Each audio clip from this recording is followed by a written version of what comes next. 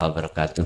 Ngapunten saderenge Gus ler tanglet soal dzikir sirul asror. Kula kan jalani dzikir sirul asror niki putus nyambung, tapi nggih kata putuse. Ketika awal napa nggih nyambungaken dzikir sirul asror niki enten tanda teng dohir kula niki kados bulu kuduk niku ngangkat ngoten niku. Gideren nek tirasi tiyang Jawa ngoten. Niku tondo napa niku?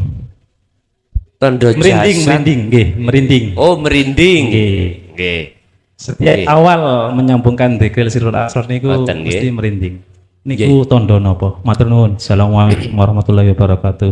Waalaikumsalam warahmatullahi wabarakatuh. Merinding. Lah, mengapa? Tanda apa saya ketika menjalankan su'aul basyirah itu merinding? Assalamualaikum warahmatullahi wabarakatuh. Para pemirsa yang dirahmati Allah Subhanahu wa taala, pada kesempatan kali ini kami akan menyajikan sebuah tausiah dari Kiai Haji Mukhlason Rosyid dari Mojokerto. Marilah kita sama-sama menyimak dan mendengarkan apa yang disampaikan oleh beliau. Semoga Kiai Haji Mukhlason Rosyid senantiasa diberikan kesehatan oleh Allah Subhanahu wa taala dan diberikan umur yang panjang sehingga dapat selalu membimbing kita semua ke jalan Allah Subhanahu wa taala. Amin amin ya rabbal alamin. Alhamdulillah, dalam kesempatan malam hari ini kita masih diberikan Allah satu nikmat, baik kenikmatan jasmani, lebih-lebih kenikmatan rohani, yang kesemuanya itu dalam rangka illa liya'budullah. Mudah-mudahan amaliyah apa pada kesempatan malam hari ini Allah catat sebagai amalan makbulan. Amin ya rabbal alamin. Salone didepake nilen mriki mawon setunggal niku ben ketok jelas sing teng lebet. Ya. Nah, pun Bapak Ibu hadirin jamaah rahimakumullah. Dalam kesempatan malam hari ini kami akan membahas surat Al-Maidah ayat 27 yang berkenaan dengan korban, ya. Yang berkenaan dengan korban, ada dua hal yang perlu kita ketahui. Amaliyah apapun termasuk korban, ya, termasuk korban, ikut termasuk golong amaliyah. Amaliyah apapun ada kategori diterima oleh Allah, ada kategori ditolak. Mudah-mudahan semua yang sudah terjadi diterima oleh Allah Subhanahu wa taala. Apa hikmah dibalik hari raya kurban ini? Ini ada satu pembelajaran terhadap kita terkait kisah putra mbah buyut kita, yaitu Nabiullah Adam alaihis salam. Itulah pengorbanan dua putra, satu Qabil, satu Habil. Mana di antara pengorbanan kedua belah pihak atau Qabil dan Habil diterima oleh Allah? Di situ diceritakan. Surat nopo tadi? Al-Maidah ayat 27. Bapak Ibu hadirin jamaah rahimakumullah. Ini sebagai pembelajaran kita sebelum kita mau melaksanakan pengorbanan. Lebih sayugjanya itu etika syarat sahnya pengorbanan pada Allah itu diterima bagaimana. Di situ dikatakan Innama yataqabbalullahu minal muttaqin. Tidak ada satu amaliyah hal ini berkaitan dengan kurban diterima oleh Allah kecuali berdasarkan hati yang takwa kepada Allah. Minal muttaqin. Dan ketepatan muttaqin ini adalah bersumber dari putra beliau yaitu Habil, bukan Qabil. Mengapa Qabil ditolak? Karena tidak lillahi ta'ala. Masih ingin dipuja. Jadi di dalam hati kita ada satu penyakit yang kita mungkin tidak tahu. Apa itu penyakit? Fi qulubihim maradum fazadahumullahu maradha. Tatkala penyakit itu masih ada di dalam hati kita, dan itulah yang merusak aturan-aturan amaliyah kita pada Allah Subhanahu wa ta'ala. Termasuk di dalam diri Qabil ya, bukan Habil. Habil itu yang diterima, korbannya yang diterima. Dia berkorban karena wanita, berarti karena ingin dilihat orang lain. Artinya di dalam hati kita, hati ya bukan jasmani. Kalau jasmani ya harus ketahui orang lah. Wong itu nanti akan dinikmati dan dimanfaatkan seluruh fakir miskin. Hati maksud saya. Si Qabil ketika melaksanakan pengorbanan itu dalam hatinya itu keluar dari lillahi ta'ala. Apa? Karena ingin si Qabil itu dilihat orang lain.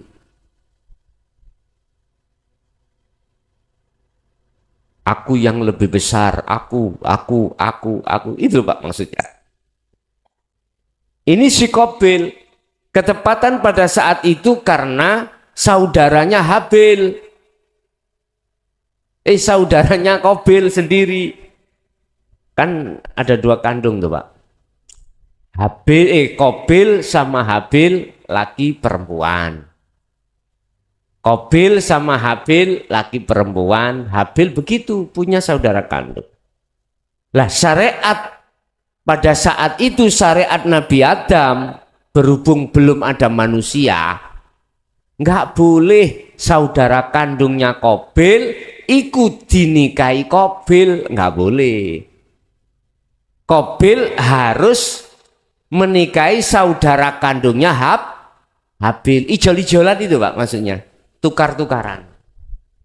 Tapi Qabil nggak mau. Karena lebih cantik saudara kandungnya Qabil sendiri daripada saudara kandungnya Habil. Ini akhirnya Allah memerintahkan untuk melakukan satu pengorbanan. Terus di situ dikatakan secara ringkas pengorbanan si Qabil gak diterima oleh Allah karena keluar dari lillahi ta'ala. Hatinya ada satu penyakit Pak. Si Qabil itu iri. Karena syariatnya baginda Nabi Adam mengatakan Qabil nggak boleh menikahi saudara kandungnya sendiri. Saudara kembar niki maksudnya. Harus menikahi saudara kembarnya Habil. Nggak mau, ada iri, kena syariat imang iri. Bapak Ibu hadirin jamaah rahimakumullah, sehingga apa yang dia korbankan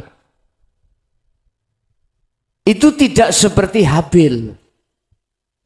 Habil memang nggak ada penyakitnya di dalam hati, mulus dia itu lillahi ta'ala. Makanya dalam korban-korban yang sudah kita lakukan itu, maksud daripada lillahi ta'ala adalah ketika panjenengan melaksanakan perkara kurban, kalau tidak digerakkan Allah, bisa mboten? Nggak bisa. Hati kita harus yakin bisanya mengeluarkan atau menyembelih korban itu semata-mata karena Allah. Karena Allah. Kok umpama saya tidak digerakkan Allah untuk melaksanakan, maka saya tidak bisa melaksanakan sendiri. Berarti ada koneksi antara hati jenengan sebagai yang mengorbankan dengan Allah. Itu maksudnya lillahi ta'ala di situ. Sehingga nggak ada tendensi ingin dipuja orang, ingin dilihat orang, sehingga ada penyakit riya. Enggak. Tidak ingin di situ, mohon maaf, walaupun di situ kan sudah disebutkan pahalanya, ya. Hatinya tidak berorientasi dengan pahala, hatinya ingin betul-betul mulus karena Allah. Karena Allah. Karena Allah. Tadi saya katakan disebut sebagai karena Allah. Hati ini selalu melibatkan apa yang terjadi semata-mata karena diperankan atau digerakkan oleh Allah. Contoh Pak. Kita sholat. Bisa berdiri sendiri tanpa ada Allah? Nggak bisa. Kita rukuk, kita sujud, kita duduk. Kita nggak akan pernah bisa rukuk dengan sendiri, Pak, kalau tidak dirukukkan Allah. Nah, ketika hati sadar koneksi terhadap Allah di situ yang menggerakkan, maka itulah yang disebut lillahi ta'ala. Dibuka di dalam surah Al-Baqarah 238. Hafidhu ala sholawah was sholatil wusta wa qumu lillahi qanitin ay khashi'in. Jikalau Anda ingin betul-betul sholat Anda itu betul-betul khusyuk di mata Allah, lakukan sholat yang lillahi ta'ala. Artinya secara fisik kita lakukan sholat sesuai dengan syarat rukunnya sholat, tetapi hatimu sibuk untuk berzikir pada Allah, artinya sadar, menyadari, ingat, aku bisanya berdiri sebab didirikan Allah. Aku bisa rukuk sebab dirukukkan Allah. Saya sujud, duduk sebab disujudkan dan didudukkan Allah. Hati harus sibuk zikir di situ, Pak. Ini caranya. Bapak Ibu, kita sholat kan maksud dan tujuan kan menghadap dan bertemu Allah toh. Kita sama. Berkorban juga begitu. Kita menghadap dan bisa bertemu Allah di situ. Bukan bertemu siapa-siapa. Karena sesungguhnya illa liya'budun. Maksudnya hanya menyembah. Ini yang menyembah ini harus tahu dan bertemu siapa yang kita sembah. Inilah pelajaran umat Islam yang selama ini mohon maaf manakala ditutup-tutupi harus dibuka. Sudah waktunya, Pak. Kita sholat ini sudah waktunya untuk bertemu siapa yang kita sembah tiap saat dan tiap waktu. Begitu nikmatnya ketika si musalli, orang yang sholat itu bisa bertemu Allah. Qad aflahal mu'minuna alladzina hum fi sholatihim khashi'un. Al-Mu'minun ayat 1 dan 2. Sungguh nikmat, sungguh beruntung, sungguh damai bagi orang-orang mukmin yang ketika sholatnya dalam keadaan khusyuk. Khusyuk itu, pengertian khusyuk itu, hati itu selalu fokus ingat pada Allah. Iki memang berat, Pak. Memang berat. Iki susah. Sulit. Tapi bukan berarti tidak bisa. Wala tay'asu fi raihillah. Walaupun itu berat, jangan sampai kau berputus asa. Ada loh, Pak, putus asa. Wis gak sholat, wis.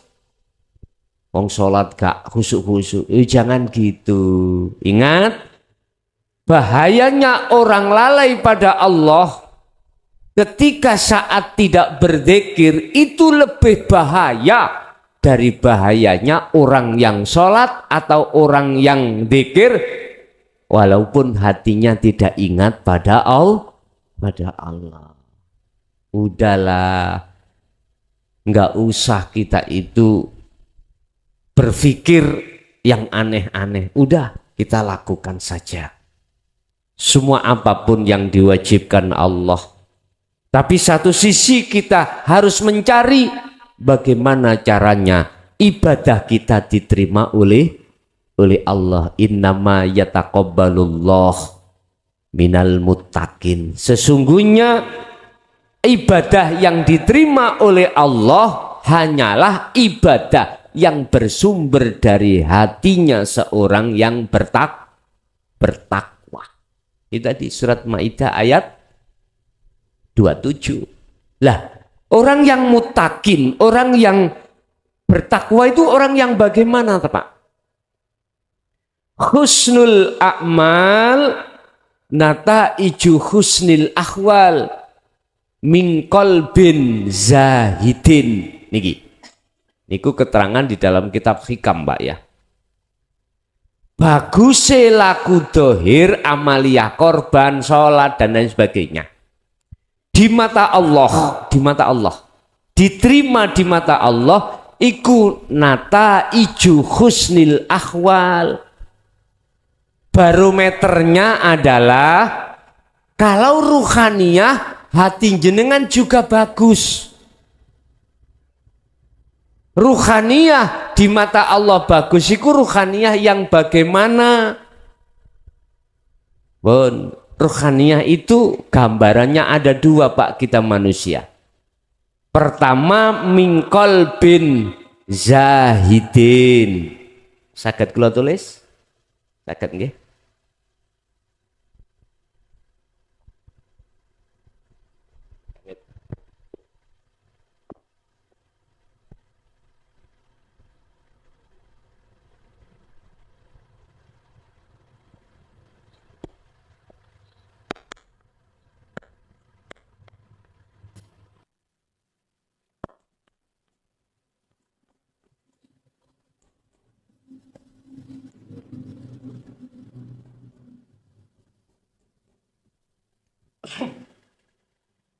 Bon, mriki.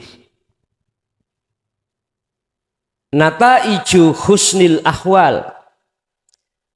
Jadi laku fisik, sholat, korban, ibadatul jawarih, Pak ya. Apa sodakoh, apakah haji, semuanya secara fisik. Itu diterima oleh Allah, barometernya adalah nataiju husnil ahwal. Keadaan rohani kita bagus. Keadaan hati kita bagus di mata Allah. Dikatakan bagus di mata Allah tidak berpenyakit. Ngapunten. Kalau kita ngerujuk pada surat Al-Baqarah fi qulubihim maradum fazadahumullahu maradah. Hati itu ada penyakit termasuk riya, takabur, sum'ah, hasud dan lain sebagainya. Itu sudah bebas dari hal yang seperti itu, Pak. Nataiju husnil ahwal berarti buah yang muncul dalam hati kita itu bagus di mata Allah. Berarti tidak berpenyakit. Cara sholat, cara kurban itu betul-betul lillahi ta'ala. Pundi mangkapuri melaju.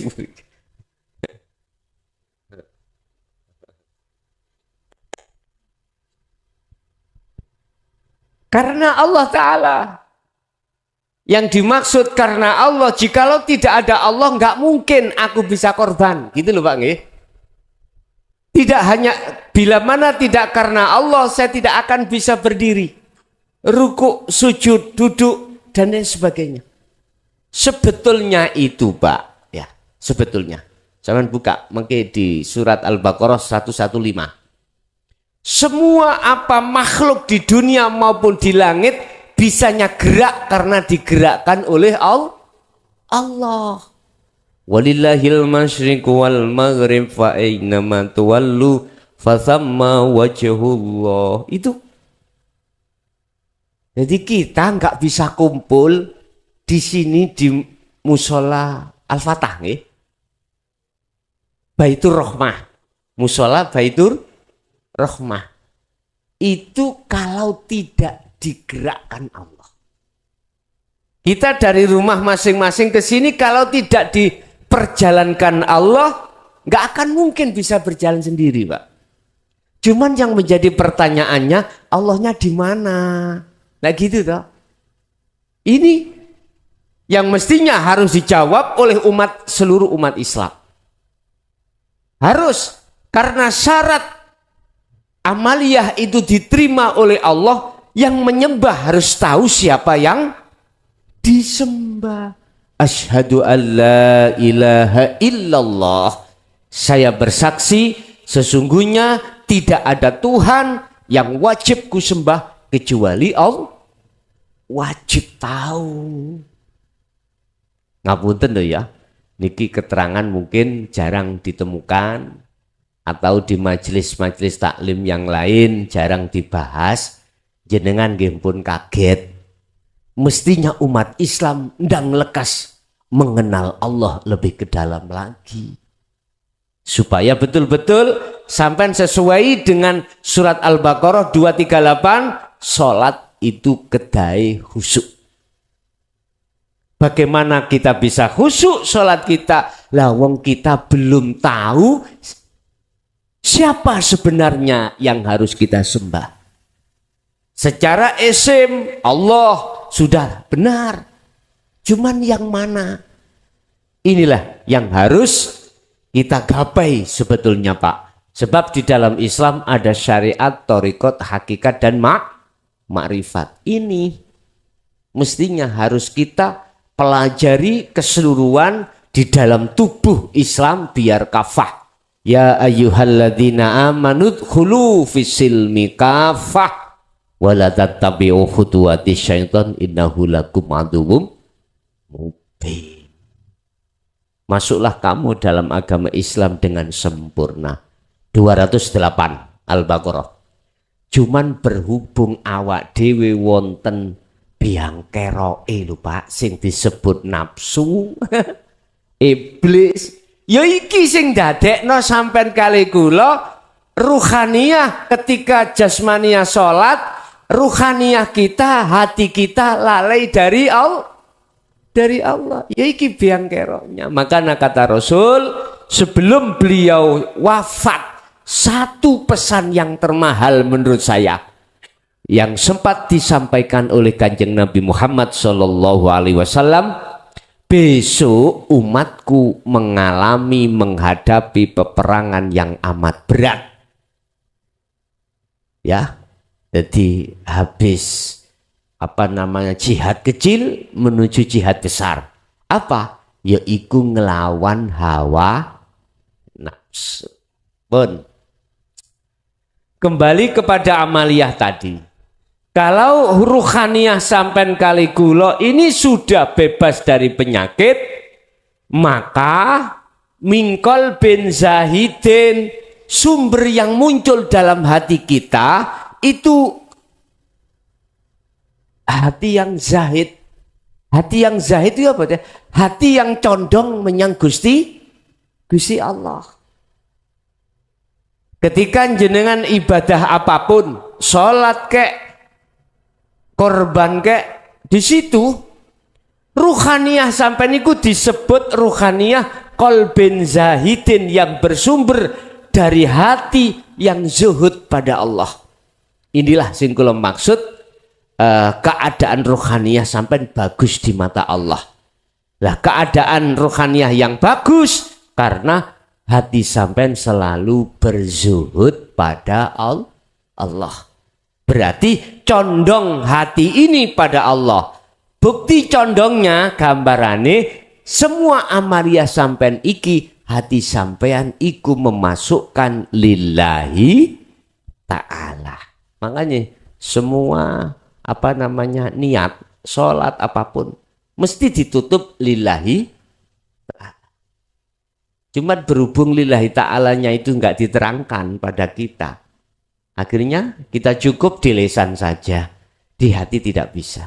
Jadi ketika mengucapkan lillahi ta'ala, hati sampai niku merasakan, Pak, kalau meyakini kalau saya tidak ada Allah, nggak mungkin bisa berdiri, rukuk, sujud, duduk. Begitulah maksudnya lillahi ta'ala.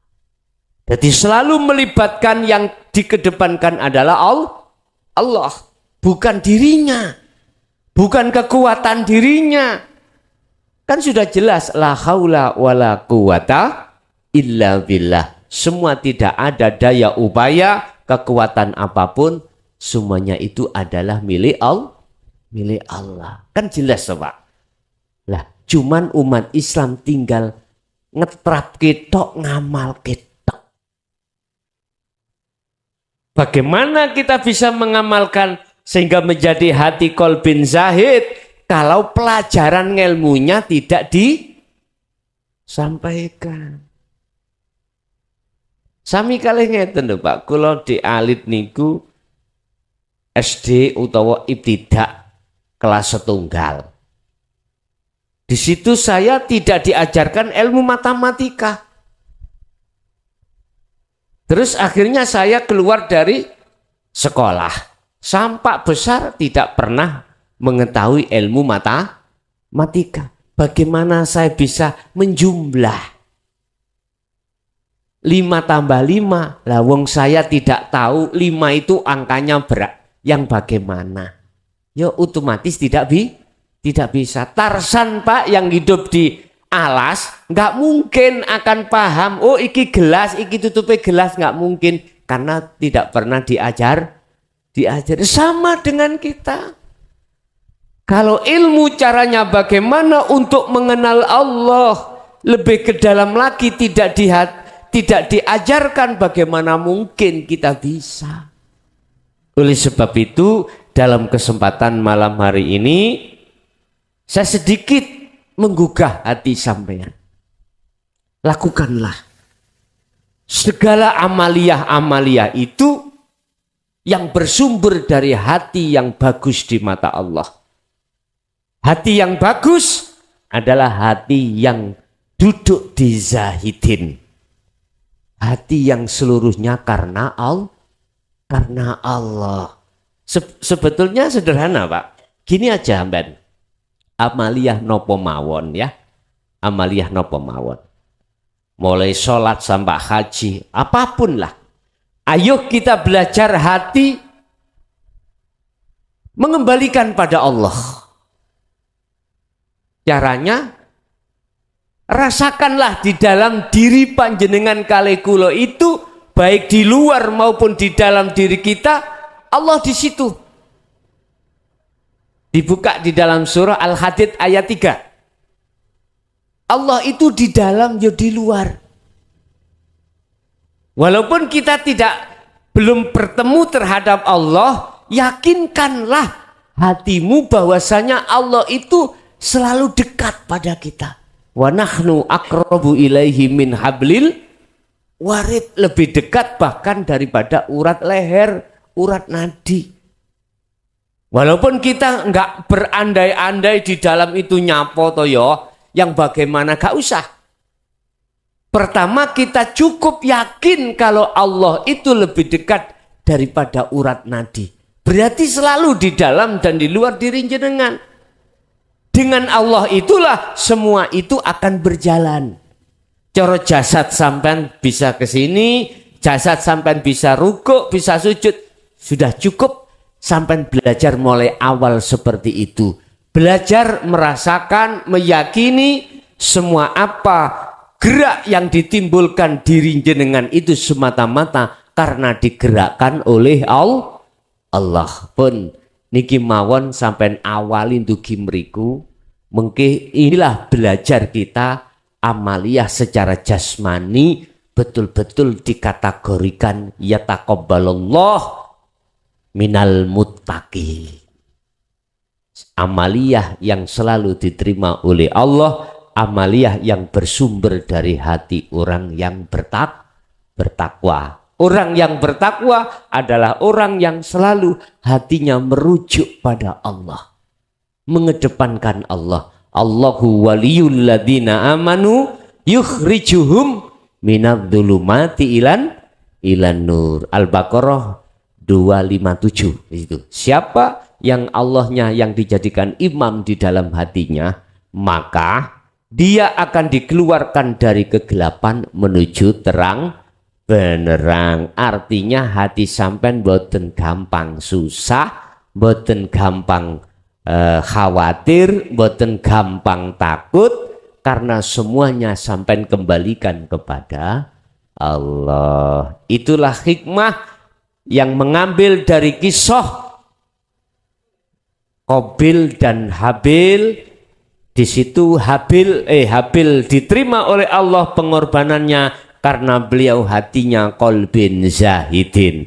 Lah Qabil iku dari hati yang rohibin. Niki rohibin, apa rohibin?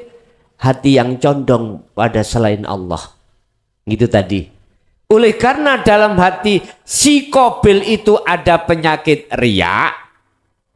Apa riya itu? Pamer. Ada lagi hasud. Hasud itu adalah dengki, iri terhadap Habil. Maka yang dinilai oleh Allah bukan jumlah besarnya fisik pengorbanannya, bukan. Yang dinilai Allah adalah hati. Ternyata si Qabil hatinya tidak karena Allah, hatinya karena selain Allah. Itulah alasan mengapa ditolak. Jadi rohibin ini adalah hati yang bersumber dari selain Allah. Bukan karena Allah tapi selain Allah. Bapak Ibu hadirin, sebagai muqaddimah kula mboten nate teng mriki nggih. Ustaz ya, mboten nate nggih. Mboten nate sekaligus perkenalan, kula asli nami kula Mukhlason Rosid. Asli kula nggih pundi Mojokerto. Dulu saya punya mbah di sini. Mbah-mbahan di Pasuruan. Insya Allah tahun 76 niku beliaunya Al-Maghfurlah Mbah Hamid niku selalu di masjid di Abasana dulu Mbah Hamid Pasuruan ini. Jadi beliau punya jadwal waktu untuk ngisi Jum'ah di masjid saya dulu. Kalau masih kecil sekitar tahun 76 nih. Sering saya di pangku beliaunya. Lah termasuk Mbah Syarif ya. Mbah Syarif niku zamane Mbah kula. Mbah Syarif Pasuruan, terus punya putra Mbah Fakih, terus akhirnya saat ini sinten Gus Maskur. Itu termasuk di mbah-mbahan ngono lho Pak. Artinya ada hubungan apa ya? Cara kanca CS ngoten lho. Cara kanca CS. Hati sahabat dekat beliau. Nggih, itu sekedar cerita aja. Kalau saya punya sejarah juga di mana ini? Di Pasuruan, bahkan kakak kandung saya yang pertama dinikahi oleh saudaranya Kiai Haji Muhaimin, Abdullah Muhaimin Rembang ya. Di Pekoren. Jadi Mblawi niku ngidul, terus mungkin wonten desa Pekoren nggih Mbak Yu kandung kula sing Bajeng niku. Nggih, asale nggih ndugi perjodohan tuh Mbah Syarif niku kali Mbah wis dikekno ae ngoten. Nek cara tiyang siyen kan mboten nanti pacaran to Pak ya. Wong tua malah ditukne gelem gak gelem ya wis ditukne ngoten. Nggih, nyatane di anak 3 hewane. Di anak 3. Nggih, mungkin itu sekedar hikayah mawon cerita ben tambah mengenal. Kami juga mengenal jenengan, jenengan juga mengenal saya.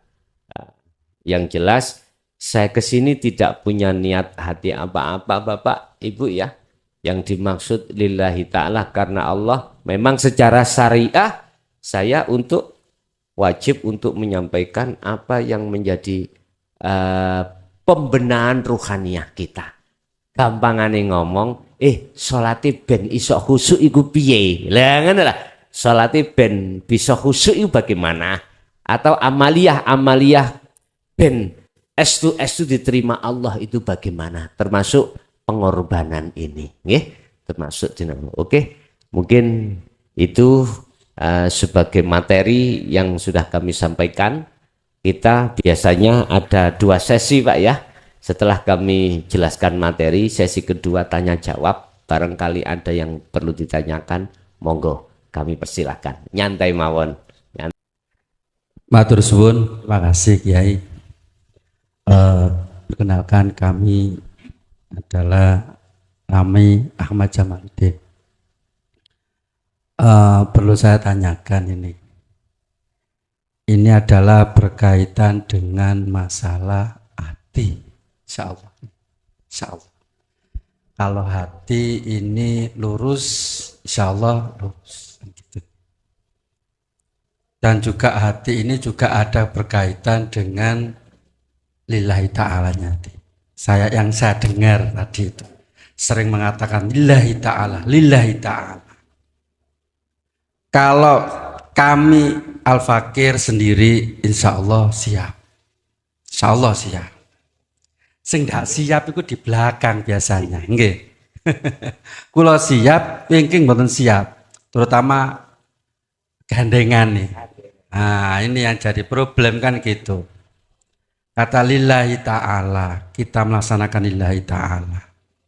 Akan tapi apakah kita butuh lillahi ta'alanya ini, apakah di belakang harus juga berkaitan atau mungkin harus juga lengkap, juga harus bisa membantu. Biasanya wong wedok iki kan apalagi zaman sekarang kan gitu. Sulit untuk bisa lillahi ta'alanya. Saman metu iki oleh opo kan gitu kan. Ditakoni kan gitu. Ya betul ya. Saya ngomong gak ngomong tiang-tiang niki. Ini adalah merupakan suatu problem yang sangat besar terhadap semua manusia, saya yakin seperti itu. Kita kuat, gandengan tidak kuat. Gandengan ini kuat, kita tidak kuat. Karena kita ada dua insan yang sangat berbeda, laki-laki dan perempuan. Pada intinya, bagaimana untuk mengkiat-kiatkan kedua-duanya ini bisa kuat sama-sama lillahi ta'ala. Karena apa? Karena sekarang zamannya adalah seperti ini, dengan kondisi yang ya serba sesuatu. Nah, kalau kita lillahi ta'ala agak kesulitan.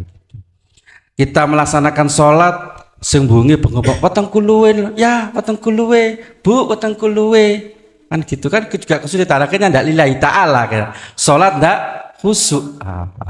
Ini mungkin kita perlu gambaran, perlu mungkin apa wawasan kita untuk bisa menenangkan si gandengan dan buah hati kita. Kan gitu. Terima kasih. A'rif nafsaka wa auladaka wa azwajaka billah. Wa qala Allah ta'ala ku anfusakum wa ahlikum naro. Apapun alasannya memang mayoritas berat sekali Pak. Tetapi bukan berarti kita harus terus kita keluar dari apa yang didawuhke Allah. Jagalah dirimu dan keluargamu dari siksa api neraka. Sebab ar-rijal qawwamuna 'alan nisa. Seorang suami bertanggung jawab penuh mutlak dunia akhirat di mata Allah terkait anak dan istri. Yang terpenting adalah tetap sampaikanlah walaupun itu berat terhadap anak dan istri. A'rif, kenalkanlah, ngenalo siro nafsaka awak dewi siro, wa auladaka wa azwajaka, anak dan istrimu, billahi, terhadap Allah. Kenalkan, karena kita yang dikhitobi Allah sebagai seorang laki-laki, seorang suami bertanggung jawab pada anak dan istri. Tidak hanya di dunia, bahkan juga di akhirat. Lah, sekarang tanggung jawab kita di dunia, apa kita wajib memberikan nafkah terhadap anak dan istri yang diukur sesuai dengan kemampuan kita masing-masing. Oke, ini tanggung jawab kita di dunia. Berarti secara jasmani. Lah, secara rohani kita harus mengenalkan anak dan istri kita terhadap Allah, sehingga masuk terhadap laku lillahi terkait istri dan anak, mau terima atau tidak. Hai Muhammad, iku urus aku.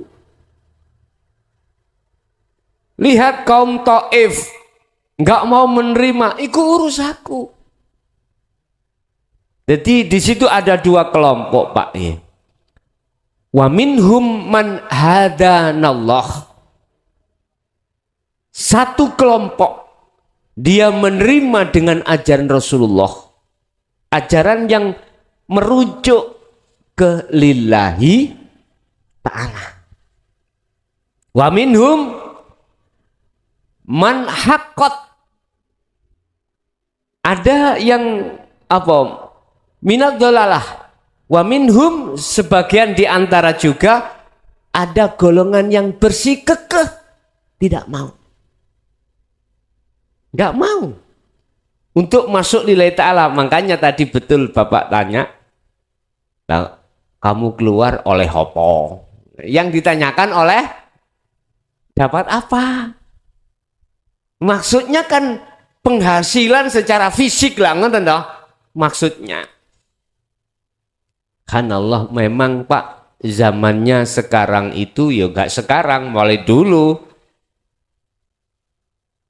Tentang kalau kita bicara tentang wanita, itu sedikit sekali yang mau kita ajak untuk masuk pada ranah ma'rifatullah, itu sedikit sekali, sedikit.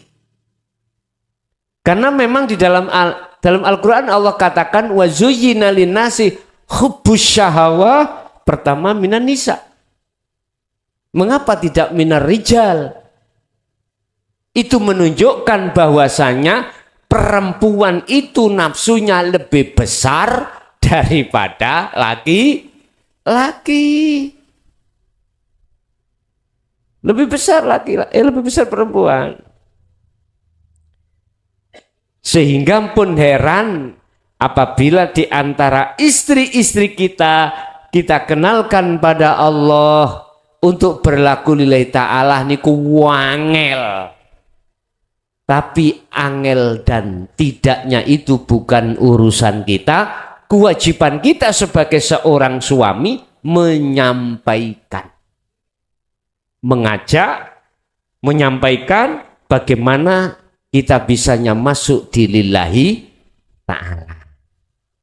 Jadi jawaban kula mung ngeten, Pak. Bagaimana kiat-kiat untuk menjadikan istri itu anak supaya mudah masuk situ. Cara wong Jawa jawabane ngeten. Ojo kuwi leren-leren oleh nuturi. Nah, ngaten. Teruskan, ya ayyuhalladzina amanu dzkurullaha dzikron katsiron. Abot untuk nuju nang Allah. Abot. Makanya dzikron katsiron, berzikirlah terus-menerus sebanyak-banyaknya. Itu maksudnya karena memang untuk menembus lillahi ta'ala niku berat. Jadi harus terus. Bahasa kita sebagai seorang suami, jangan pernah kau putus asa dalam rangka menyampaikan terhadap anak dan istri. Urusan nanti apa kata Allah. Yang penting sampaikan terus. Apakah dengan cara kita juga didoakan pada Allah? Boleh. Silakan. Boleh. Silakan. Tapi yang jelas sebagai inti jawaban saya, janganlah kita berputus asa, artinya selalu dituturi, selalu. Walaupun anak dan istri kita awalnya menolak, tetap harus kita sampaikan. Dengan bahasa yang arif, dengan bahasa yang santun, dengan bahasa yang lembut. Aku yakin kalau kita terus-menerus untuk nuturi, kasih tausiah, kasih seruan, aku yakin lama-kelamaan suatu saat nanti akan difikir oleh istri dan anak-anak kita tentang mengenal Allah lebih jauh lagi, sehingga lakunya bisa sampai lillahi ta'ala. Mudah-mudahan anak dan istri dan keturunan kita memang ditakdirkan Allah, walaupun awalnya berat, toh pada akhirnya adalah husnul khotimah. Namung niku Pak, jawaban saya, ojo leren-leren anggene jenengan nuturi. Ada lagi? Yes. Ngapunten, Yai. Berkenaan dengan min qalbin syahid untuk mencapai qalbin syahid niki dalam kehidupan sehari-hari itu kan segala amal perbuatan itu kan tergantung dari niatnya. Innamal a'malu binniyat, ya. Kadang niat baik yang kita lakukan itu kadang tidak diterima oleh orang lain, ngaten ya. Ya mungkin karena banyak pertimbangan gitu yang ada sehingga tidak diterima. Padahal kita sudah berusaha untuk berbuat baik ya. Jadi niat kita untuk melakukan sesuatu itu niatnya niat baik. Tapi kadang juga tidak bisa diterima oleh orang lain.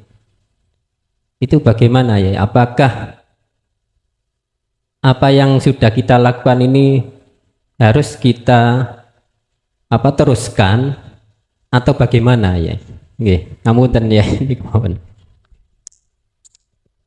Innallaha la yanduru ila suwarikum wa amwalikum walakinallaha yanduru fi qulubikum. Allah itu melihat dari hati. Berarti hati ada kaitannya dengan niat. Allah tidak akan melihat secara fisik. Entah itu di mata manusia diterima atau tidak, Allah nggak melihat itu. Allah hanya melihat barometernya itu dari hati kita. Kalau niat hati kita baik di mata Allah, manakala di tengah jalan itu tidak diterima oleh manusia, Pertanyaannya tadi apakah diteruskan? Mengalir aja. Iya. Apa jadinya? Di situ nanti di mata manusia terserah Allah. Yang terpenting pertama adalah di mata Allah dulu. Di mata Allah.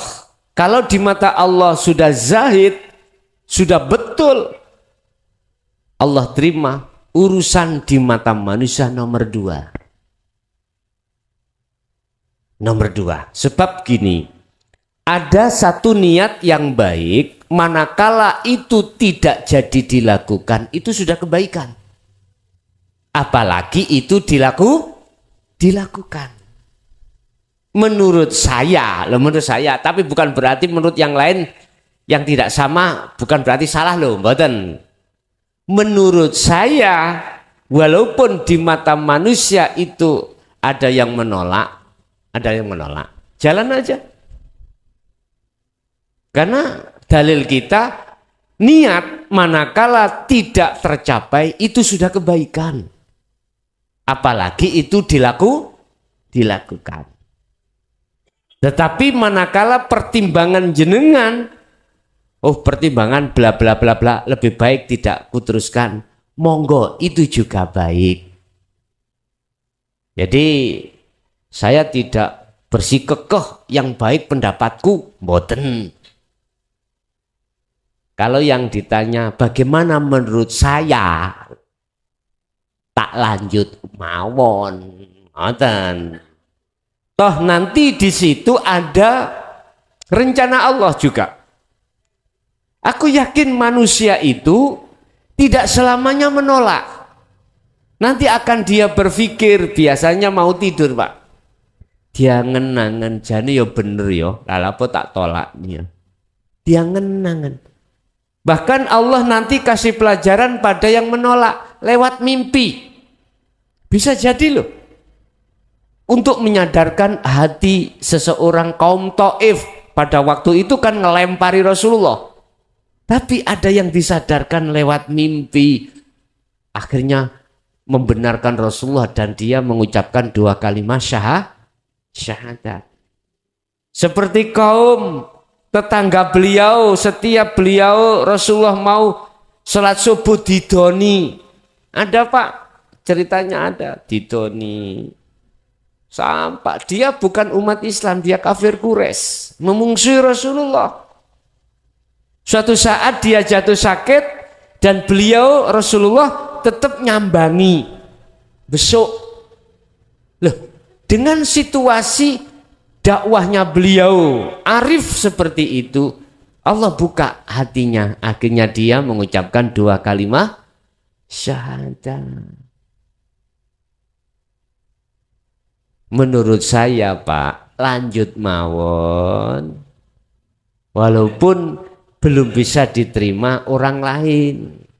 Saya yakin suatu saat Allah akan membuka pintu hatinya itu.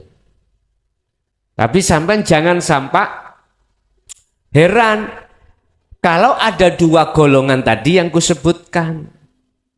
Ketika ajaran Rasul disampaikan, ada 2 golongan, ada yang menerima, ada yang menolak. Ada yang menerima dan ada yang menolak. Wa minhum man hadanallah. Jelas. Yang satu hakot kekeh minadz-dhalalah, dari kesesatannya. Lah, artinya dia tidak mau menerima petunjuk dari Allah. Udah, ini proses kita setiap diri manusia. Jadi kita tetap tidak boleh menyalahkan bagi seseorang yang masih diproses Allah menolak. Tak boleh. Nanti siapa tahu entah 1 bulan kemudian hari dia prosesnya dari Allah itu selesai, akhirnya dia terima hidayah dari Allah. Nggih. Wonten malih ada lagi? Assalamualaikum Gus. Waalaikumsalam. Badhe tanglet pripun le carane nahan emosi niku Gus? Pripun nahan emosi nggih. Godhop nggih. Wadhkur isma rabbika bukrata wa asila wa minal laili fasjud lahu fasabbihu lailan tawilan. Salah satu di antara nafsu yang susah ditundukkan adalah ghadab atau bludrek, muringan. Kita manusia semuanya punya, Pak. Itu punya, Pak. Punya. Sekarang kita pelajari dulu. Kita proses asbabun nuzuli, sebab muring-muring muncul sebab nopo. Kita urai dulu. Kadang-kadang, mohon maaf ya, umpama dalam keluarga sama istri anak karena nggak nyocoki. Istri kita kasih belanja 1 bulan 20.000. Ngamuk-ngamuk. Memang kita dapatnya rezekinya cuma 20.000. Jadi istri muring-muring itu karena 20.000. Jenengan melihat istri muring-muring, padahal saya sudah bersikukuh mencari rezeki, cuman dikasih Allah 20.000. Kok istri muring-muring? Ya sampai ojo melok muring.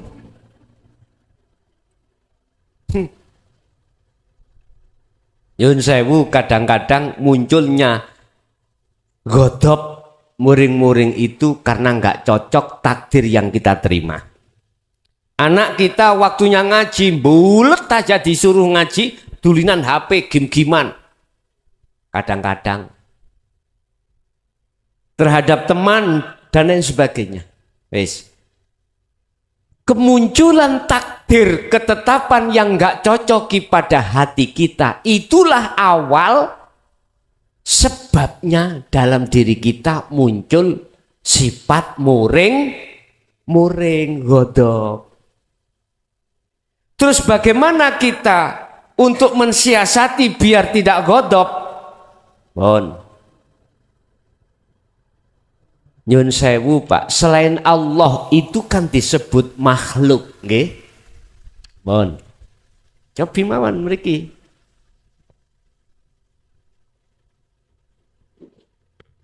Makhluk.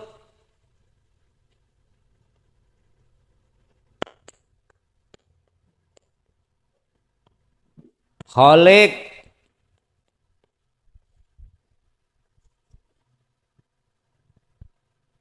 Selain Allah, semuanya kan disebut makhluk. Banget nggih? Mulai para nabi, para rasul, kekasih Allah, surga, neraka, ganjaran, takdir, semuanya itu selain Allah berarti disebut makhluk, termasuk kita. Lah selain daripada itu disebut khalik, yaitu Allah yang menciptakan. Makhluk iku yang diciptakan. Nyun sewu, Pak. Tadi sudah saya kasih tahu, seluruh makhluk itu yang menggerakkan siapa? Allah. Saged diterima? Saged nggih? Oke. Berarti garwa sampean mang muring-muring, sebab sampean paringi arta dikasih 20.000. Anak tadi sampean muring-muring gara-gara anak tidak mau lekas-lekas berangkat ngaji, teman dan lain sebagainya. Itu yang gerakkan siapa? Allah. Kalau tidak digerakkan Allah, apa bisa anak dengan sendirinya begitu? Mboten saged. Tapi angel, Pak, ngomong gampang. Sebab angel ikulah maka wadhkur isma rabbika bukrata wa asila. Pagi sampai sore ilingo hatimu nang Gusti Allah bahwasanya semua apa yang muncul dalam dirimu itu semata-mata yang menggerakkan adalah Allah. Ammal arif la yarawna li anfusihim syai'an. Ya ngal titik kabeh, semuanya ya kita latih. Gak langsung bisa, kita latih. Kalau jenengan melatih terus ingat pada Allah, bahasa Arabi dikira kamu mulai pagi sampai sore. Zikir itu bahasa Arab artinya ingat. Ingat itu adalah sadar hati sampean hanya Allah yang menjalankan. Yang menggerakkan ini semuanya hanyalah Allah. Itulah namanya zikir. Kalau bahasa syariat kita zikir yo ngucap la ilaha illallah. Bahasa thariqah kita Allah Allah dalam hati. Itu zikir. Bahasa hakikatnya, aslinya, hakikinya, kesadaran hati. Atas semua apapun itu yang menggerakkan adalah Allah. Latih, hati dilatih di situ. Ya sak mampuni lah Pak.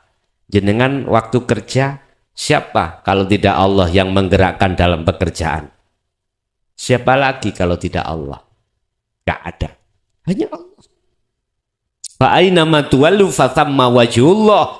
Dimanapun kau berada, di situ ada wajah Allah. Arahkan ini wajah wajhiya lilladzi fataras samawati wal. Arahkan wajah ruhmu terhadap Allah. Artinya iman, yakino kalau semuanya itu yang menggerakkan adalah Allah. Sampeyan roh wayang ambek dalang, ya itulah sifat sampean kali kula sebagai makhluk seperti wayang. Dalangnya adalah Allah, bisanya bergerak karena digerakkan dalang. Begitulah kira-kira yang harus kita lakukan setiap saat. Wa minal laili fasjud lahu fasabbihu lailan tawilan. Kalau malam hari ya jangan tidur aja. Banguno tahajuto dikiro sujuto nang Allah. Fasabbih. Memang penak. Nek bengi turu apa tedung blekok torokan penak memang. Tapi ayatnya gitu loh Pak ya. Kalau malam separuh daripada malam udah njungku nang Allah. Fasabbih, bersihkanlah hatimu. Fasjud, tundukkanlah dirimu pada hukum-hukum Allah. Begitu. Ya, jadi walaupun berat Pak, tetap kita harus laksanakan. Aku yakin kalau manakala zikir ini terus menerus sampai lakukan, saya yakin sedikit demi sedikit nanti tingkat bludrek sampai kali kula, tingkat muring-muringi sampai kali kula akan kepenak nih Pak. Tertekan nanti. Karena sampai sibuk hatinya zikir nang Gusti Allah. Begitu. Ada lagi? Assalamualaikum warahmatullahi wabarakatuh. Waalaikumsalam warahmatullahi wabarakatuh. Ngapunten saderenge Gus ler tanglet soal zikir sirul asror. Kulo kan jalani zikir sirul asror niki putus nyambung, tapi nggih kata putus ketika awal napa nggih nyambungaken zikir sirul asror niki enten tondo teng zahir kula niki kados bulu kuduk niku ngangkat ngoten niku. Kideren nek tira yang Jawa ngoten. Niku tondo napa niku? Tondo merinding nggih, merinding. Oh, merinding. Nggih. Setiap awal menyambungkan zikir sirul asror niku mesti merinding. Niku tondo napa? Matur nuwun. Assalamualaikum warahmatullahi wabarakatuh. Waalaikumsalam warahmatullahi wabarakatuh. Sebelum kami menjawab dalam satu pertanyaan tentang merindingi bulu kuduk tentang zikir, tentunya kami harus bahas zikir dulu. Ala bidzikrillahi tatmainnul qulub. Ingatlah, hanya dengan zikir bertemu pada Allah itu jiwamu akan damai. Tentunya harus dipertanyakan zikir yang bagaimana yang bisa bertemu Allah, yang menjadikan jiwamu, ruhaniyahmu itu damai.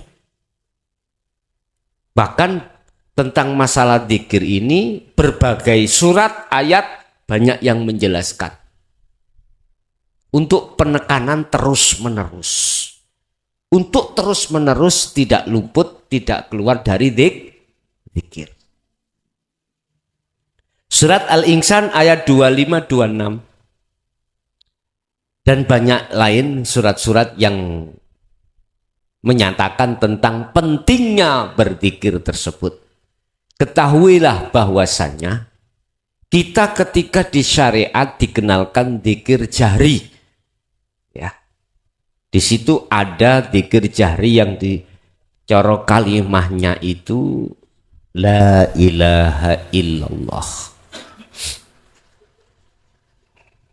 Ini kalau dalam hikam itu disebut zikir jali, itu jali, jelas.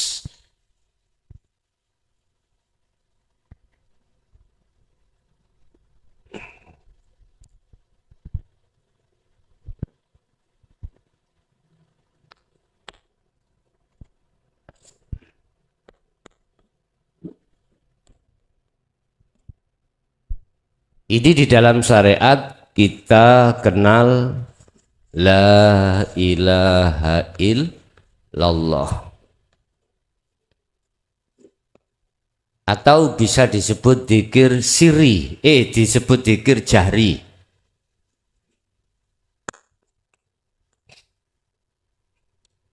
Tidak ada Tuhan yang wajib kusembah kecuali Allah.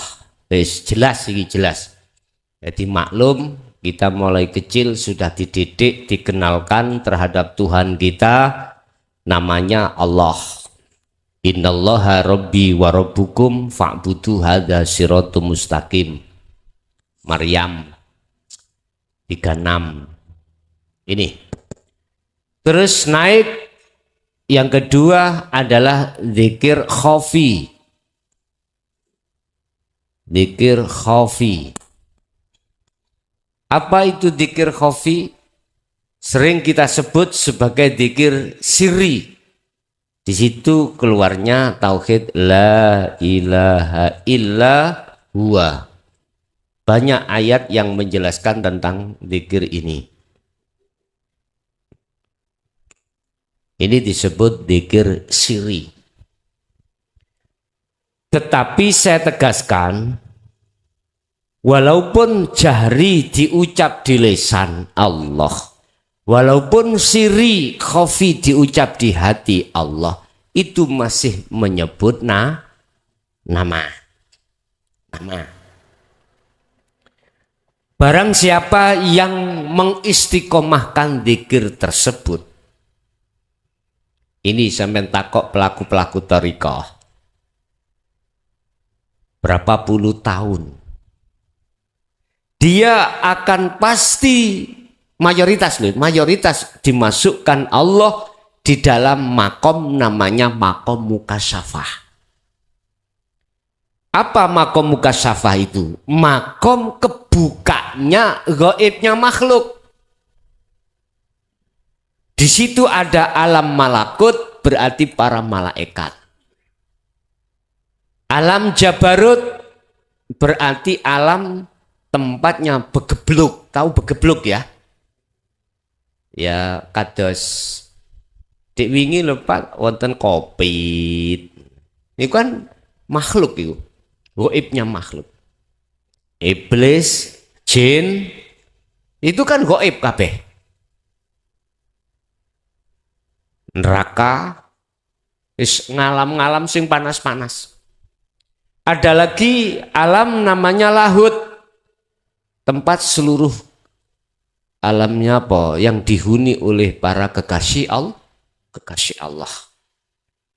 Dari unsur para nabi, para rasul, wali-walinya Allah, roh-roh mbah sampean yang dijadikan Allah sebagai kekasih masuk di situ.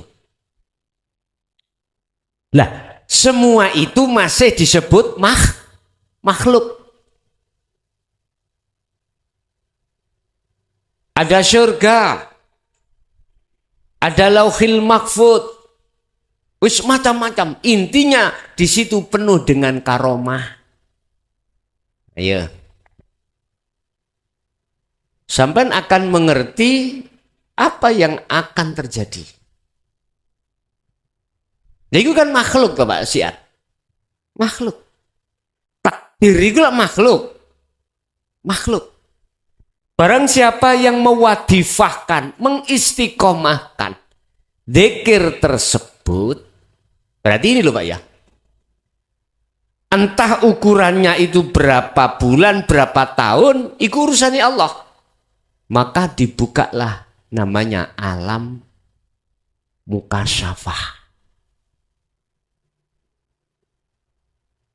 Sehingga mungkin sampai menemui orang, sampai tuduh orang pinter, sampai rawuh mertamu minta solusi, tapi sebelum sampai ngomong sudah kebedek. Tahu kebedek? Sudah tahu, karena karomahnya yang memberitahu. Engkok jam 09.00 ono tamu teko omahe nduk ndi ngono, lengkap Pak, nggawa masalah bla bla bla bla bla, sebab mari bla bla bla bla. Begitu jenengan datang langsung ditukani sampean. Mangkanilah dadi wong lanang ojo ngeplokan. Tahu ngeplokan? Moro tangan. Nah, padahal kemarin memang tukaran sama istrinya minggat sebab dikap. Kira-kira sampean sebagai tamu wedi apa enggak? Wedi lho, wis eruh rek. Wali nek ngono lah ngono nggih. Tuduhan sampean kali kula umum masyarakat itu adalah wal. Ingat Pak, kembalilah pada Al-Qur'an kalau bicara wali. Ala inna auliya Allah la khaufun alaihim walahum yahzanun. Bukan itu cirinya wali. Tapi penapa nek gawe golek dunya? Wah, gampang niku. Wong sampean sakti ya, duwe karomah. Toyul ardi, ngelempit bumi. Wis pokoke sing sifate karomah-karomah. Dan ini bukan tujuan Rasulullah mendidik, bukan. Wis. Kita lanjut. Yang nomor 3, kita dikenalkanlah zikir dari tauhid la ilaha illa anta subhanaka inni kuntu minadz zalimin. 3. Di situ cara hikam zikir disebut zikir hakikat, zikir hakiki.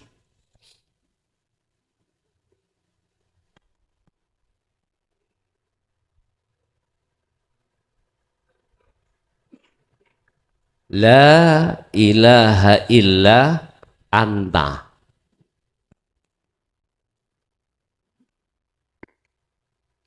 Inilah yang ditanyakan terhadap saudara kita yang disebut zikir sirrul asrar. Zikir yang sudah tidak mengucap Pak. Ucap Allah juga tidak.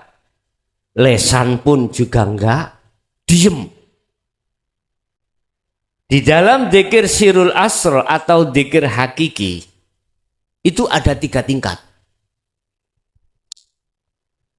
Pertama adalah su'aul basirah.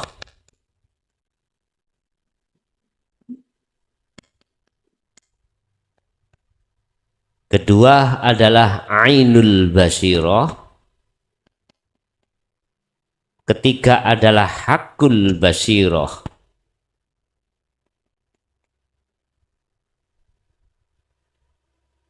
Bagaimana prakteknya su'aul basirah? Tadi sudah saya sampaikan. Ketika jenengan berdiri, sibukkanlah hatimu merasakan, meyakini. Rasa itu apa Pak? Rasa itu yakin. Rasakanlah, yakinkanlah bahwasannya baik di dalam maupun di luar dirimu hanya Allah yang menggerakkan. Bukan kita bisa bergerak sendiri. Manakala hati sudah ada iman atau rasa dan dikembangkan seperti itu, maka Anda dikatakan telah ada dalam hatimu cahaya nur yang disebut su'aul basirah. Inilah modal awal Anda bisa sampai ke puncak makrifat. Modal awal. Inilah modal awal. Hatimu akan terbebaskan dari penyakit-penyakit yang dimaksud dalam Al-Quran tadi. Fi qulubihim maradun fazadahumullahu maradun. Penyakit hasud, riya, takabur, termasuk godop tadi, muringan, hancur nek umpama jenengan terus menerus purun teng mriki. Itu tidak diterapkan ketika hanya di dalam sholat saja, enggak. Juga dilakukan di luar aktivitas sholat, lebih-lebih ketika saat dibuktikan mendapatkan takdir yang kurang cocok. Nah, kurang cocok ning ati diterima. Nagih bayarane kerja jari jeragane menehi, padahal dik wingi ngomong-ngomongnya saiki. Lah kok ditimpu diolor meneh maneh. Lho, mangkel ta Pak ya? Jenengan tidak ujuk-ujuk tiba-tiba melihat makhluknya berupa takdir dan makhluknya berupa jerakan, tapi melihat Allahnya yang menggerakkan di situ. Ayem pun Pak. Besok ditagih lagi. Akhirnya jawabannya apa? Meneh yo, kira-kira sampean gak muring-muring ah? Liyabluwakum ayyukum ahsanu amalah. Wa qala aidan innama amwalukum wa auladukum fitnah. Ujian, Allah nguji nang sampean, Pak. Bukan jeragan sampean sebab ingkar janji, enggak. Iku lak syariate. Hakikate Allah memang yang membikin lewat jeragan sampean diuji. Sampean ngerti paku, Pak ya? Paku. Paku kita tancapkan di papan, kita tutup dengan palu gak bengkong, diterus nih mboten? Terus nih, dipalu Allah terus. Nek bengkong nggih di anu meleh, dikencengno maneh. Ngono sampai pegel bengkong maneh, ditahan sampai tang. Begitulah Allah liyabluwakum ayyukum ahsanu amala, supaya menjadikan rohaniah sampean iku apa? Menter bantingan nih loh, apa ya menter bantingan? Tahan banting. Nah di situ. Cuman berhubung kita itu mengikuti nafsu, akhirnya kita itu enggak mengindahkan Allahnya itu.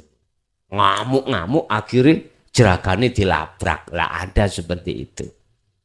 Padahal ingatlah tidak ada satupun makhluk akan bisa bergerak dengan pergerakan sendiri tanpa digerakkan Allah. Contoh, kalau anggap niki makhluk A, iki makhluk B. Iki sifat aslinya makhluk ngeten, Pak. Meneng toh? Enggak bisa gerak apabila tidak digerakkan oleh Allah. Umpama niki makhluk. Ora enek sing gerakno, apa iso makhluk siji ki gerakno makhluk liyane? Mboten saged. Inilah gambarannya ngaji ilmu kaweruh itu seperti itu. Dulu enggak dijelaskan sejelas-jelas gini, Pak. Mulai Pasuruan Mbah Sarif, Pak. Mbah saya sendiri ya, enggak pernah. Wis pokoke santri yo semeneng ae rungokno aku tak omong, lho ngono. Enggak dijelasno ngene. Sampai kapanpun A ini tidak bisa memindahkan B ini, enggak bisa. Selain Allah tidak akan bisa mendatangkan manfaat ataupun mudarat. Iku hakiki lho, ngaten lho. Manakala seakan-akan bisa, iku majas. Majas. Bukan sebetulnya. Contoh. Sampean mungkin Ada sungai ditanya oleh teman, piye? Sungai ini milia, lah ngono lah. Kali ini milia. Jawab sampean ya apa? Mili. Bukan airnya yang mengalir, tapi sungainya yang mengalir. Lah gitu toh, iku majas. Salah tapi gak apa-apa. Lho ngoten niki.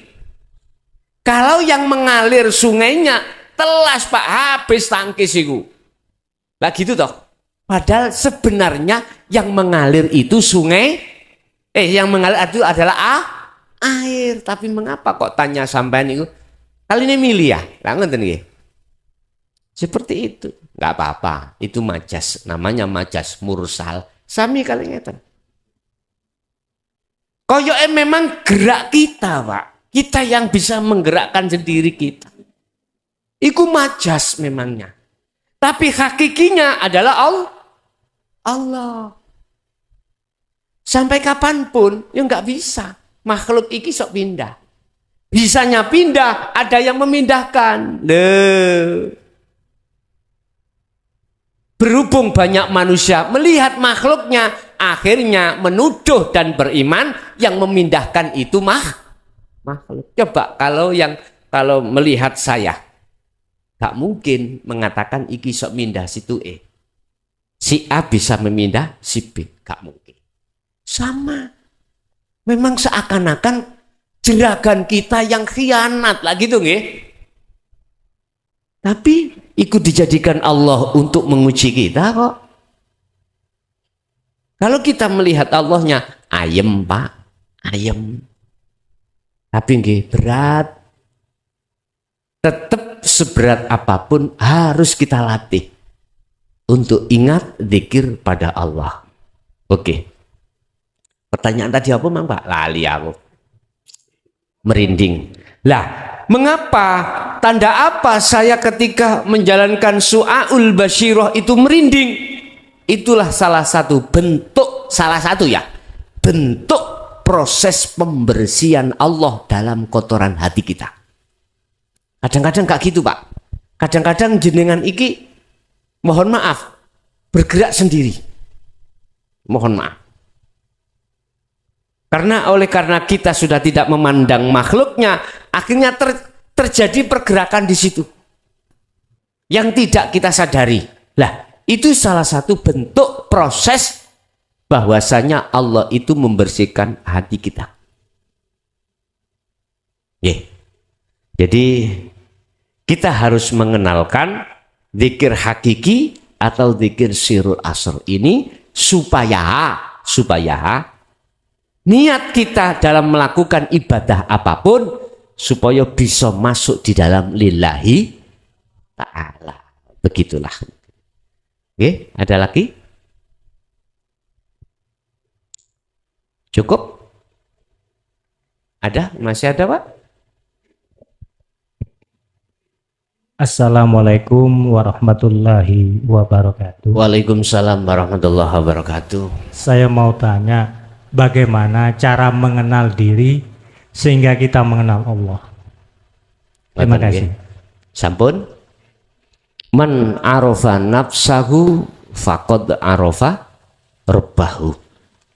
Sing sapa wonge kenal dirinya sendiri faqad arafa rabbahu. Maka mereka dikatakan mengenal Allah.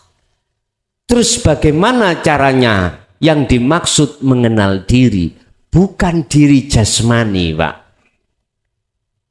tapi diri sesuatu yang rahasia di dalam jasmani. Apa itu? Hidup di dalam diri secara proses di dalam manusia, asalnya itu mati, hidupnya sebab dihidupkan oleh Allah. Niki proses Pak ya. Tapi bukan semata-mata makhluk itu punya hak mutlak hidup. Tak punya. Walaupun hidupnya karena dihidupkan oleh Allah. Kita harus bisa menafikan hidup yang merasa kita hidup. Caranya kembalilah pada Allah. Asal muasal kita, asal kita hidup apa mati, Pak? Mati. Asal kita mati, hidup kita ini karena dihidupkan oleh Allah, oleh Sang Yang Maha Hidup, yaitu Allah. Kita harus kembali ke asal.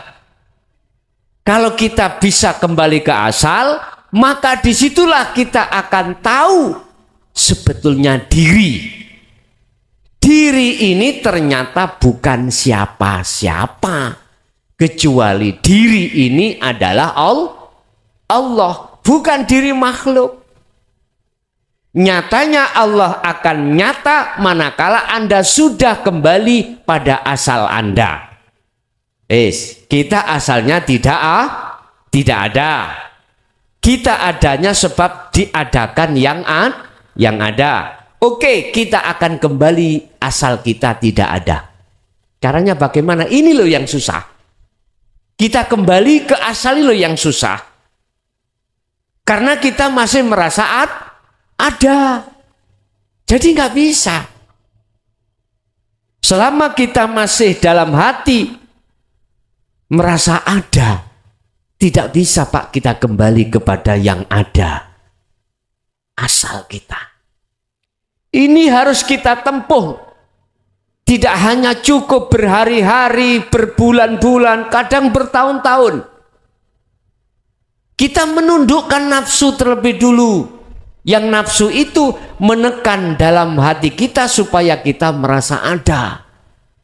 Kita tekan dengan cara berzikir. Zikir yang kumaksud adalah letaknya ada di nomor 3 ini. Padahal nanti ada zikir yang nomor 4 yang disebut fana'u dzikri, yang muncul dari tauhid la ilaha illa ana. Itu nanti. Itu terus dilakukan. Ini disebut zikir nafi isbat atau tahalli tajalli. Baru bisa kembali ke asal.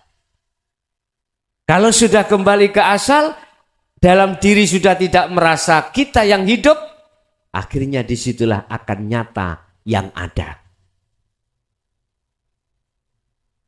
Nyatanya yang ada itu sebab kita sudah kembali ke asal tidak ada. Kalau sudah di situ, apa mungkin perkara yang tidak ada itu bisa melihat yang ada? Enggak mungkin. Yang melihat yang ada adalah yang ada. Berarti yang melihat Allah adalah Allah sendiri. Itulah maksud man arafa nafsah faqad arafa rabbah. Barang siapa yang kenal diri, maka dia akan kenal Tuhannya. Maksudnya diri hidup ini lepasan ngaku-ngaku hidup. Setelah ini kita lepas, maka nyatalah diri Allah di dalam diri. Diri Allah di dalam diri.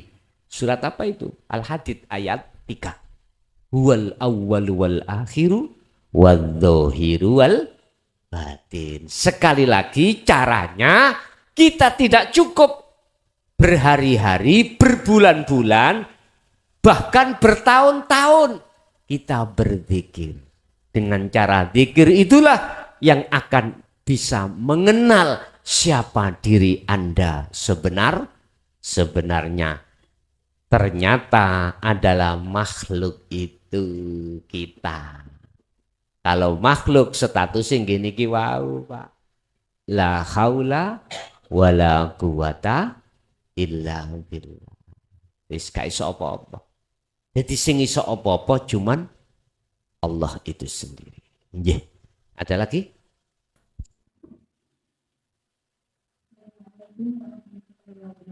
Waalaikumsalam warahmatullahi wabarakatuh.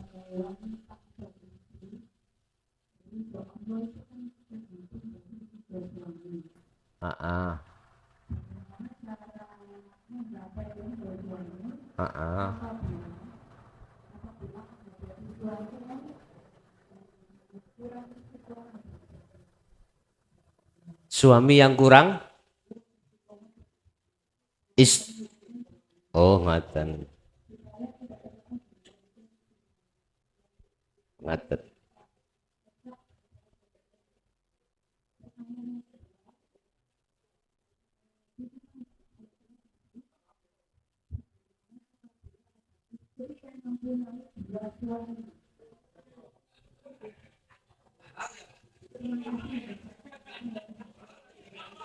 Ije. Sampun. Nggih. Pertama terkait masalah ridhone istri dikantungno terhadap ridhone suami.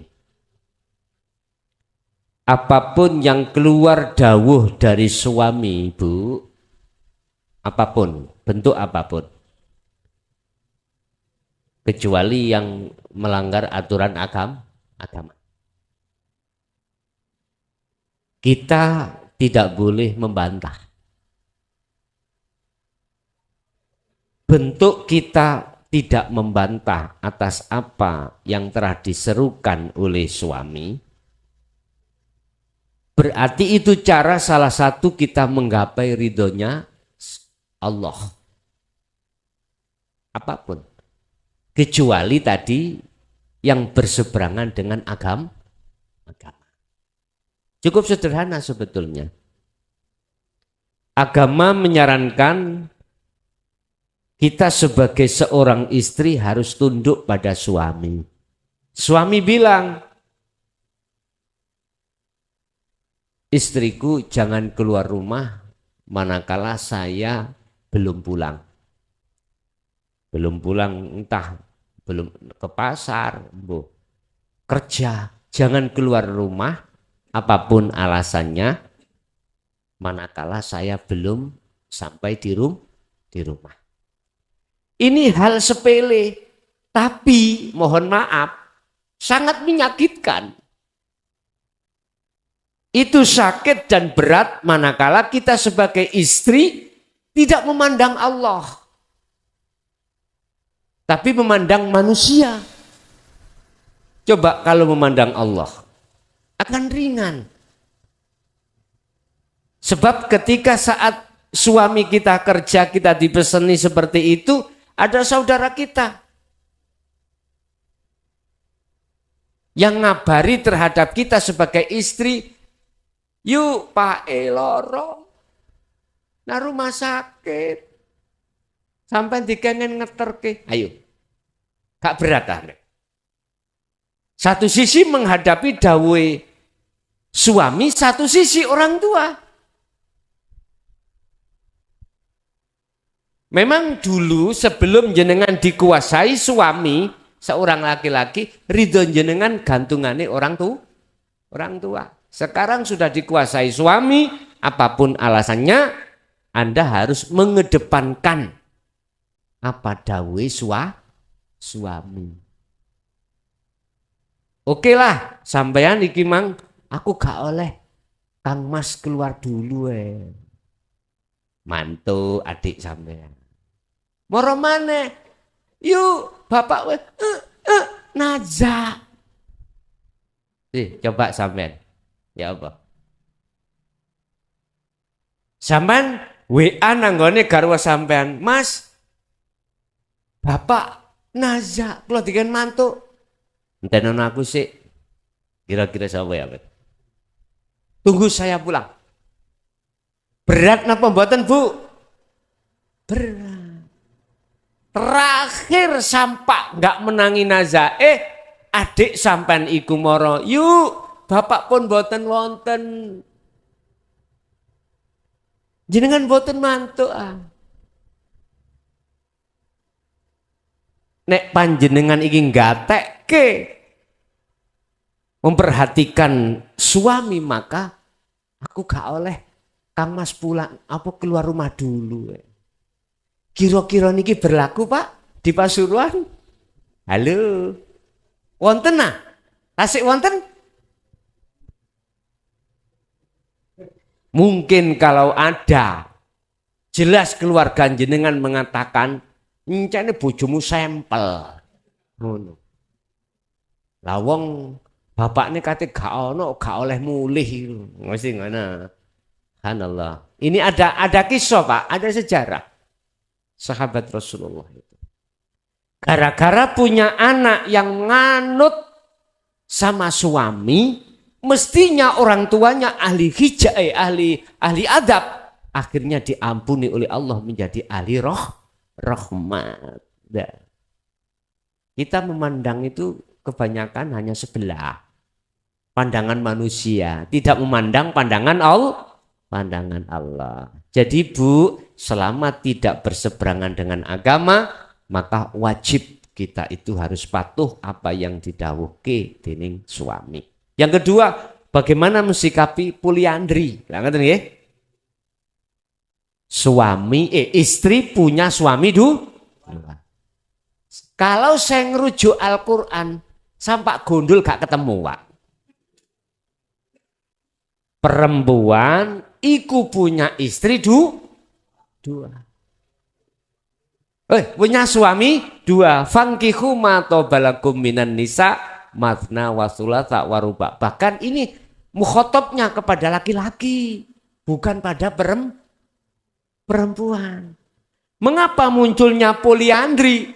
Bikinan barat, Pak Nino. Yang ingin menandingi Al-Qur'an. Ya wes, kita milih mana? Gitu aja. Terserah. Milih wong barat apa milih Quran? Ya sudah. Nek Indonesia tidak dilegalkan, Pak. Tetap nggak boleh. Cuman Indonesia tinggal niki sing laki-laki mestinya dua. Iku nggak boleh PNS. Pejabat resmi pemerintah nggak boleh. Wayuh, itu nggak boleh. Laki-laki punya punya istri dua secara sah di catatan sipil, sementara belum ada. Cuman kalau singit-singitan, PNS, niki biasanya para kiai, Pak, gitu. Gak apa-apa, gitu niki. PNS biasanya singit-singitan. Loh, daripada jenengan zina. Terus ngene jari boleh iku lak gak ngadil laan. Lanang oleh, wedok gak oleh. Sing meteng sopo? Sebab ini ada hubungannya dengan waris. Hubungan dengan waris. Dikatakan istri gak boleh bersuami dua karena waris. Anak. Cik, saiki sing meteng wong lanang wong wedok. Apa orang perempuan yang hamil? Nah, untuk menetapkan cara hukum agama iki bine sapa? Gak oleh wanita itu bersuami dua. Jangankan dua. Wong ketika saat suami kita meninggal atau cerai harus menunggu iddah, masa iddah. Min salasatil furu, 3 persucian dulu. Iku saking ngati-ngatine supaya bine iki gak keliru, gitu loh ya. Bine gak keliru. Nasab menentukan nasab itu, Pak ya. Menentukan nasab. Jadi alasan mengapa tidak diperbolehkan karena yang hamil itu perempuan bukan laki. Laki-laki ngentup terus ngalih, ngentup ngalih. Iku biasanya ngoten. Jadi Bu, tetap tidak diperbolehkan. Begitu. Nggih? Ada lagi?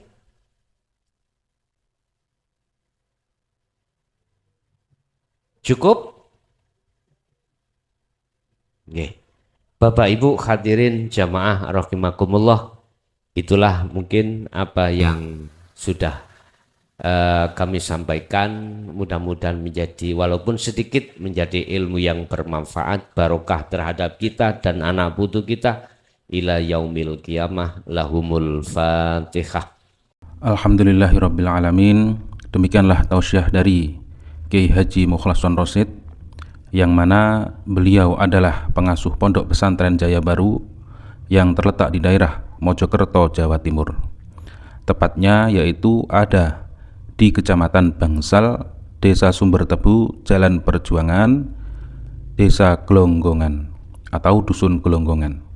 Beliau adalah ulama sufi, ulama tauhid yang mengajarkan ilmu-ilmu tauhid dan tasawuf, yang mana dalam ilmu ini juga berkaitan dengan ilmu leluhur Jawa yang mengutamakan ajaran kebatinan atau ilmu ruhani.